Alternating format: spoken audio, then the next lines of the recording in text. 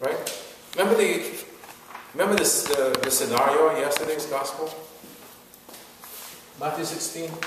Jesus is saying, I have to go to Jerusalem. I have to go to Jerusalem. I have to go to Jerusalem. The Son of Man will be put to death. Will be made to suffer and die. And that's when Peter says, what did Peter say? Over my dead body. It's not going to happen to you when I'm here. I'm here. I'm here to protect you. Nobody, harm cannot come your way as long as I'm here. And that's when Jesus called Peter Satan. Because Peter was thinking like a man. Because Peter became an obstacle to the redemptive work of Jesus Christ. What's his redemptive work? Jesus came in order to save us, right? Jesus came in order to die and to give us life again by resurrecting. So, yesterday's gospel, we see the need for the cross. There was a need for the cross. Jesus says, I have to go to Jerusalem and suffer and die. But this is important again. It's not as end in itself. Keep that in mind. The need for the cross is not the end in itself. It's a means to glory. Many Protestants don't even want to talk about this. They just want the glory. They want the resurrection. They just want the cross without body. Because Jesus, according to them, has risen. Jesus is alive. Why are we portraying Jesus on the cross? Because there is need for the cross, not as end in itself, but as the way to glory.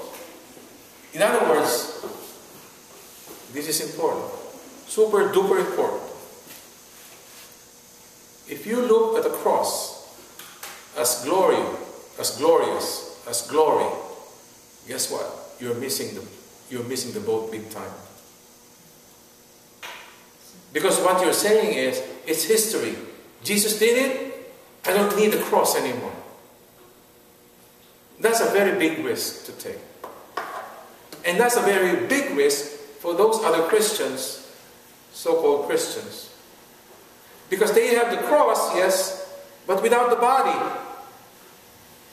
In other words, they're looking at the glorious part. If you look at the glorious part and concentrate only on the glorious part, what happens to the passion? What happens to the death? Because what Jesus is saying here is, you want to follow me? Three things. Three things in order to follow me. Number one, self-denial. Deny yourself. Deny yourself. In other words, what does denying yourself mean? It means what? Detachment. From detachment. The apostles couldn't take when he said it first. They asked him to repeat it. When Jesus says, if you save your life, you will lose it. If you lose your life, you will find it. Master, are you serious? Say that again. Make sure that I understood what you said. All right, Jesus said again. If you save your life, you will lose it. If you lose your life for my sake, you'll find it. Such an irony.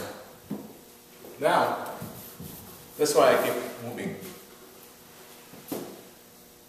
We look at the cross not as an end in itself, but as the way to glory. As the way to glory. Make sure you understand that.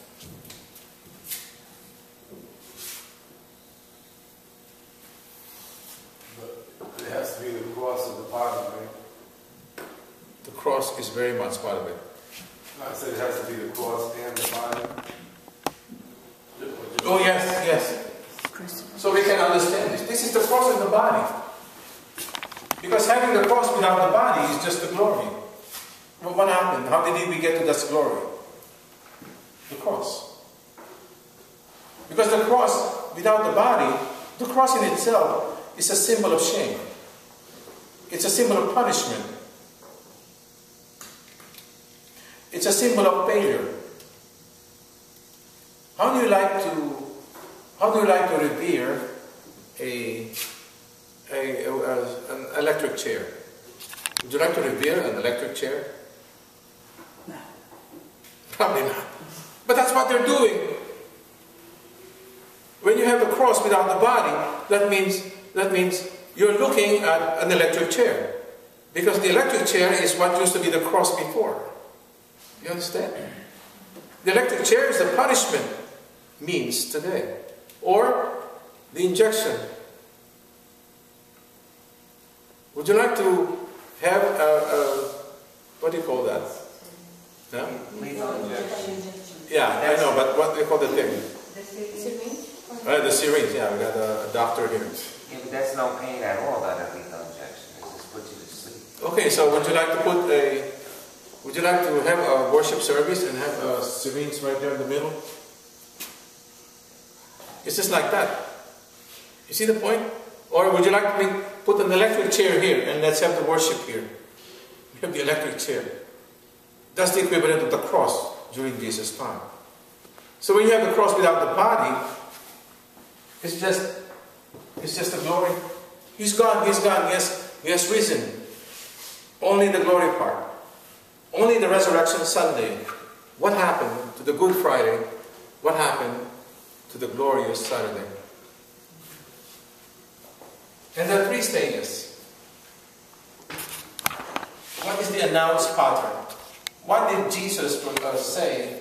What did Jesus announce as the pattern towards the need for the cross not as an end in itself, but as a way to glory? In other words, what are the three stages on your way to glory? The first is the pattern that he announced. What is the pattern? What is the pattern?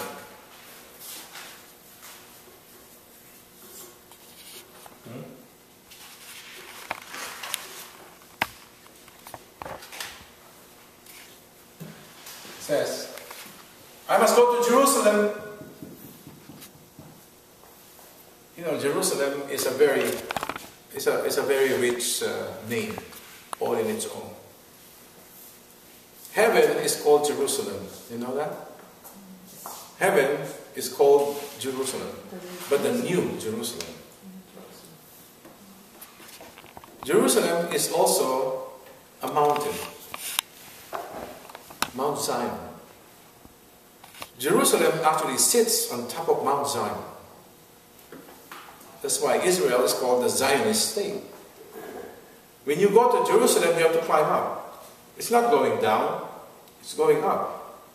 So you climb up to Jerusalem. It's a mountain. And going on top of the mountain is very significant with whatever Jesus said and thought. Number one, whenever he prayed, he would go up the mountain. He was transfigured on the mountain. Right? He multiplied also the loaves of bread on the mountain. And he said the Beatitudes on the mountain. The 8 Beatitudes from Matthew chapter 5 on the mountain. And he was crucified on the mountain. He was. So the pattern here is he must go to Jerusalem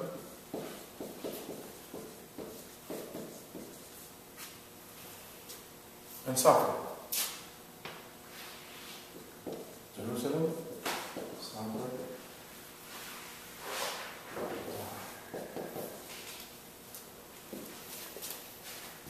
Imagine. I must go to Jerusalem to suffer and to die. And it was Peter who tried to prevent him.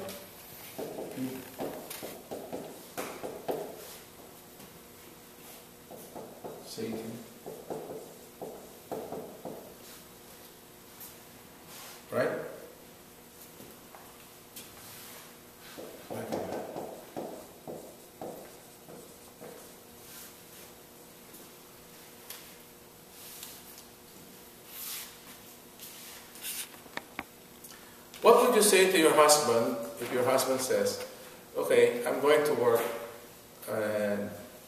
but I will drive today because I will have accident and I'll probably die. What would you tell your husband? Don't drive. Stay home. Peter! Isn't that what Peter, it's a natural human reaction. What? You go to Jerusalem, you will suffer and die? Don't go to Jerusalem. They will kill you there, right? That's thinking like a man. It's thinking like a man. Now, what is the award prescription?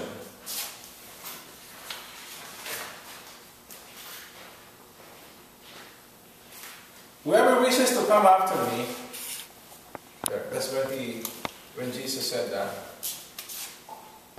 Self-denial.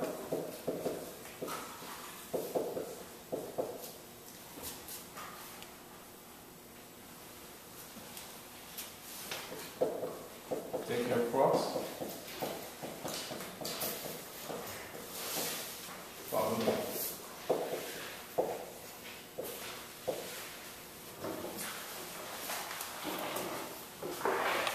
Beautiful, beautiful, beautiful.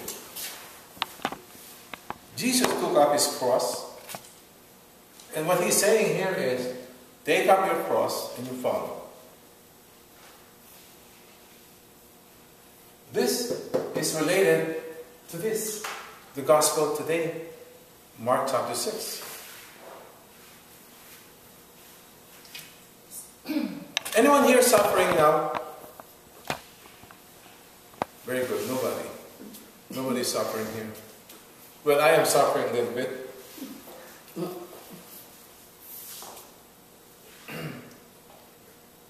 Whenever you suffer, I'm giving you so you become a new you.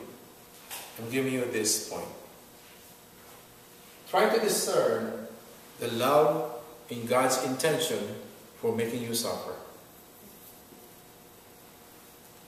Isn't that beautiful? You want me to say it again? Yes. Whenever you suffer, remember, suffering can be physical, can be otherwise, right? Sometimes we suffer emotionally. Sometimes we suffer psychologically. When you suffer, discern the love, intention of God for making you suffer.